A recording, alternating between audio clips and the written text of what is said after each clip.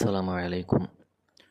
பெரும்பாலான மனிதர்கள் இஸ்லாமிய மார்க்கத்தில் உள்ள வணக்க வழிபாடுகள் இன்ன பிற நல்ல காரியங்களை செய்யும் பொழுது அந்த காரியங்களுக்கு எதை அடிப்படையாக எதை ஆதாரமாக கொண்டு செய்கிறார்கள் செயல்படுகிறார்கள் என்றால், எங்கள் முன்னோர்கள் இப்படித்தான் எங்களுக்கு சொல்லிக் கொடுத்தார்கள், எங்கள் தாய் தந்தையர் எங்களுக்கு இப்படித்தான் சொல்லிக் கொடுத்தார்கள் என்று தங்களுடைய முன்னோர்களும் தாய் தந்தையர்களும் அல்லது மத குருமார்களும் என்ன வழிமுறையை சொல்லிக் கொடுத்தார்களோ அதன்படிதான் தன்னுடைய இஸ்லாமிய வாழ்வியல் நெறியை கடைப்பிடிக்கக்கூடிய மக்கள் அதிகமாக இருப்பதை நாம் காணலாம்.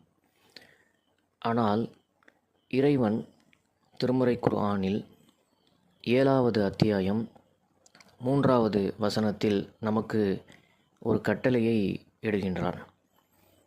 உங்கள் இறைவனிடமிருந்து உங்களுக்கு அருளப்பட்டதையே பின்பற்றுங்கள், அவனை விடுத்து மற்றவர்களை பொறுப்பாளர்களாக்கி பின்பற்றாதீர்கள், குறைவாகவே நீங்கள் படிப்பினை பெறுகிறீர்கள் என்று கூறுகிறான்.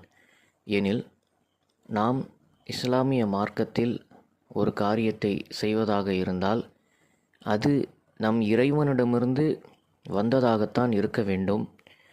இறைவனிடமிருந்து வராமல் நம்முடைய பெற்றோர்கள் சொன்னார்கள், நம்முடைய மூதாதையர்கள் சொன்னார்கள், நம்முடைய மார்க்க அறிஞர்கள் இவ்வாறு தான் சொன்னார்கள் என்று ஒரு காரியத்தை நாம் செய்தோம் என்றால் அது இறைவனிடமிருந்து ஏற்கப்படுமா என்பது சந்தேகம்.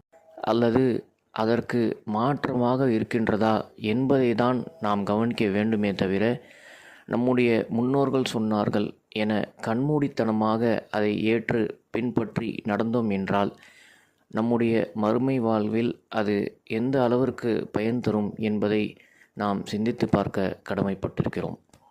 நாம் செய்யும் எந்த ஒரு அமலாக இருந்தாலும் இறைவன் மற்றும் இறை தூதரின் வழிகாட்டுதல்களான குர்ஆன் மற்றும் ஹதீஸில் அந்த அமல்கள் இருக்கின்றதா, அதில் சொல்லப்பட்டவாறு தான் நாம் அதை செய்கின்றோமா என்றதை சரிபார்த்து அதன் பின்பு அதை நாம் கடைபிடிக்கக்கூடியவர்களாக இருக்க வேண்டும்.